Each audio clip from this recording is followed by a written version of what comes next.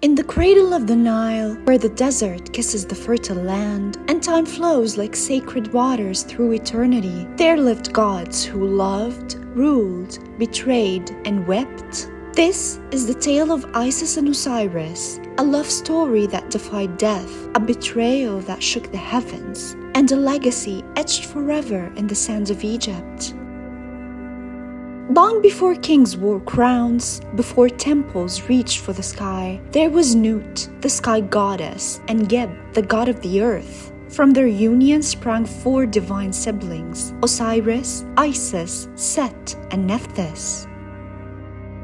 Osiris, noble and just, was chosen to rule the world of men. He became the first pharaoh, not merely of Egypt, but of all civilization. His wife and sister, the wise and magical Isis, stood by his side as queen. Together, they brought knowledge and order to humanity. Osiris taught the people to till the land, sow grains, and honor Ma'at, the principle of truth, justice, and harmony. And Isis, gifted in magic and healing, whispered to the winds and wove spells into the hearts of all creation. They were gods, but they were also soulmates.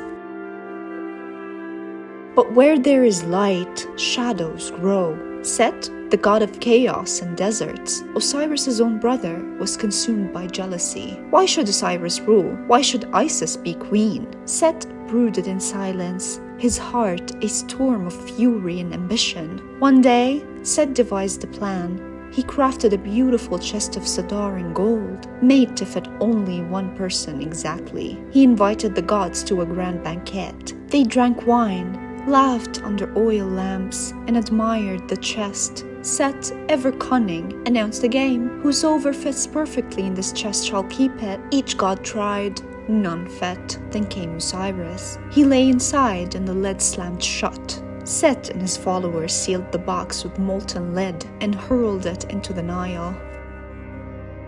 When Isis learned what happened, her grief was boundless, but grief did not stop her. Isis wandered across Egypt in search of her husband's body.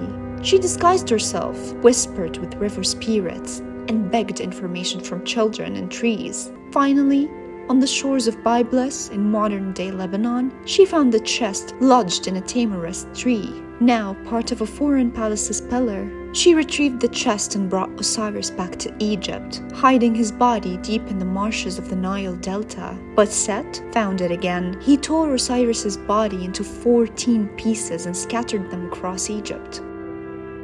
Isis, joined by her sister Nephthys and the jackal-headed Anubis, began her second, more painful journey to gather the limbs of Osiris and put him whole again. One piece in the papyrus marshes, another beneath the sands of the west. Temple carvings in Dendra and Edfu echo this myth, and local legends say that each recovered part became a sacred shrine. She found 13. One, the most sacred part, was lost to the Nile. So Isis, goddess of magic, made it anew. Then she spoke the most powerful spell ever cast, a breath of life. And from that union, brief and divine, Horus was conceived.